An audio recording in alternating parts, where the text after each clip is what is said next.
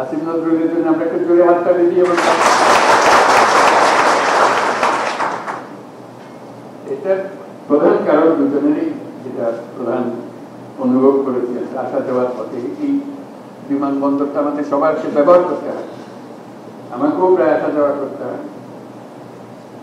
খুব মনে কষ্ট লাগে যখন প্রবাসীদের দেখি এখানে যাওয়ার চেষ্টা করতেছে, প্লেন ধরার চেষ্টা করতেছে, মনে হলো কতগুলো অপরাধী, তারা একটা অপরাধ করেছে, এই জন্য তাদের শাস্তি দেওয়া হচ্ছে।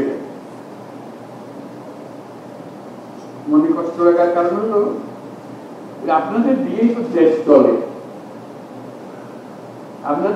আপনাদেরকে তো মাথার উপরে রাখা, অপরাধী করে রাখবে। এরকম ভাবখানায় যে তোমরা নিজেদের টাকা রোজগার করতেছো, তোমাদের ব্যাপার, আমাদের দিয়ে তাতে অথচ টাকা যেটা রোজগার করছে না বাংলাদেশের জন্য রোজগার করতেছে, বাংলাদেশে আসছে। আপনারা কষ্ট করে টাকাটা রোজগার করে আনেন, দুর্ভাগ্য হলো দেশের এই টাকা আরেকজনের পাচারের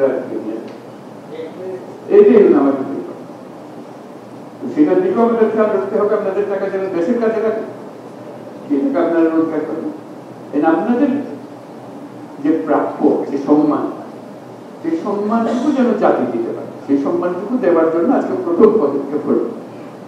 আমরা আশা করি আরো বহু রকমের পদক্ষেপ নেওয়া হবে, যাতে করে আপনারা এখানে এসে মনে করবেন না আপনি বাড়িতে আছেন, শান্তি আছেন, সবাই আপনাদের দেখভাল করতেছে, সবাই আপনাদের সেবা শুশ্রূষা করতেছে, আপনার জন্য কোথায় যেতে হবে, কি করতে হবে, হারিয়ে যেতে হবে না।